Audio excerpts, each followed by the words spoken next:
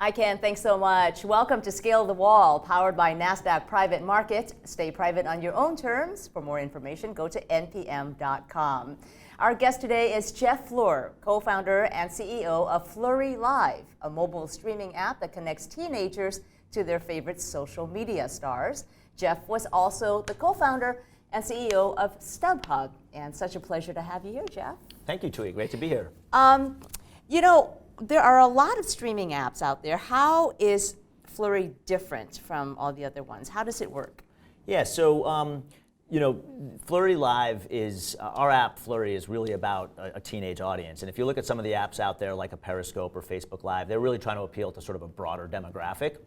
So Flurry, we're very focused on the teenage demographic. That's number one.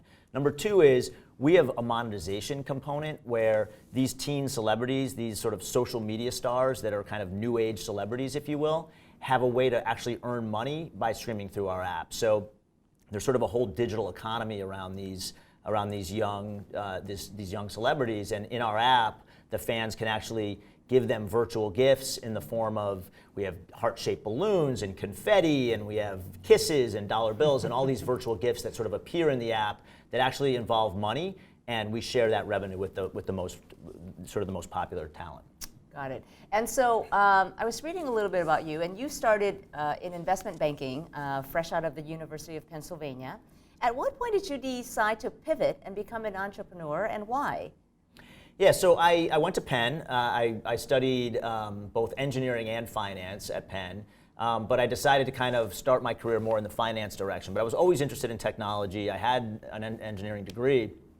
And after, I worked at the Blackstone Group in New York for a few years after college and had a great experience, but kind of really wanted to try my hand at starting a company. The time I graduated from college in 1996, so from 96 to 99 is when I was kind of working on Wall Street, and that was a time of Internet 1.0 when Amazon and eBay and Yahoo were kind of born and were really kind of growing and were going public in Netscape, and so it was a very exciting time to see all these young entrepreneurs having success with this whole new internet phenomena. So it was something that I was very kind of attracted to and wanted to get involved with. So I sort of looked at what I was doing with these big manufacturing buyouts and decided I much would prefer to work, start a company and work in technology and build something for the internet. I'm Tui Vu, broadcasting from the NASDAQ Entrepreneurial Center in San Francisco. This is Scale the Wall, powered by NASDAQ Private Market. Stay private on your own terms. For more information, you can go to npm.com. And my guest today is Jeff Flurry, co-founder of the live streaming app Flurry. I wanted to talk to you a little bit about your philosophy on hiring people. When you hire employees, what do you focus more on? Directly related skills and experience, or are you looking for something else? Definitely not the directly related experience. I think in some roles that's very important that somebody has the right experience, but to me what's more important and what's universally important regardless of the role is someone's kind of innate characteristics. So their creativity, their intelligence, their work ethic. I think if you take somebody with those raw materials, they can learn the skills they need. They can learn what they would have learned from some other job and experience they may have had elsewhere. So I think I try to look for those characteristics more than do they check the box on having done the 6 things that I need them to do. It's very interesting. What is a fun fact about you at the company that maybe no one really knows? Yeah, so some people find it funny when they learn that I handle all of our analytics at our company. We have a really small company, so we only have 12 employees, but we all wear a lot of hats, and so I get in the weeds on a couple things, and one in particular I get in the weeds on is our analytics. So all of our SQL queries and data and reporting is kind of in my bailiwick. You still do all that. And I do it all. So yeah. Do you enjoy that? Would you like to outsource it? No, I do enjoy it. I mean, at times we've had other people at the company who've helped. Right now I'm kind of the only one doing it, but I enjoy it. I actually really like it, and I'm also very analytical and like numbers, and I feel like it's important with any sort of mobile or internet business to really understand the metrics and the numbers, and so I like it, and I think it's really important, and so that's what I do. What do you like most about being an entrepreneur? I think I like the creativity of it. You know, it's intellectually stimulating and challenging, but it's also a very creative job to sort of build things, you know, from scratch and try to find products that, you know, people are going to use, to try to find a product market fit for, you know, a new product.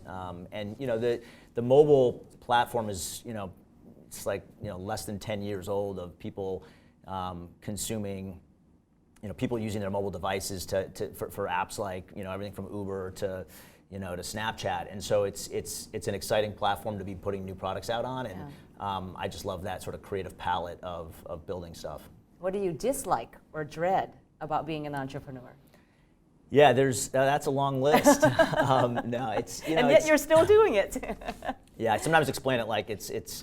I think I have 3 kids, and my wife, you know, obviously gave birth, and I didn't have to do that. But I've heard women, including my wife, talk about, you know, you sort of forget the pain of childbirth, and you end up deciding you want to do it again, and you know, you sort of completely erase your mind of the pain you had to go through to have the first one. So I think it's kind of similar to that. You know, it can be very painful. It's almost never an easy walk in the park. There's lots of highs, but there's also lots of lows. And so I think, you know, I think that can be like a very emotionally trying. And you know, when you have a key employee who decides he wants to leave, or you have, you know, a disappointment with a customer, you know, it can be sort of an emotional roller coaster, and it's not for everyone. And so, what are 2 tips that you would have for every aspiring entrepreneur or business owner? Yeah, I think the first one is, one thing I've found really helpful is to kind of look to my team when I'm stuck. So if I feel like the company's sort of stuck, or we're plateauing, or we're not getting to that next level, a lot of times I just sort of talk to my team and try to get them to come up with ideas. Another example of this is sort of the hack day concept with tech companies, where you kind of let the engineers run wild for a day or 2 to kind of build their own, you know, take their own ideas and build products or features that relate to your business. And I found some of the best ideas, or some of the best new product ideas, have come from, you know, a hack day, or come from our rank and file employees just bringing ideas to the table. A second piece of advice I'd say is make sure you figure out how to get some time off, because I think, you know, as an entrepreneur myself, I struggle with that, just work-life balance and getting time off, and just sort of getting to be able to take a step back and have perspective on what you're doing, because you get sort of caught in this grind, you know, day-to-day grind, and you have sort of tunnel vision. I think it's really important to take a step back, evaluate what you're doing, decide, you know, if you want to stay the course, or make a pivot, or move, you know, change direction. Yeah, need time to recharge, definitely.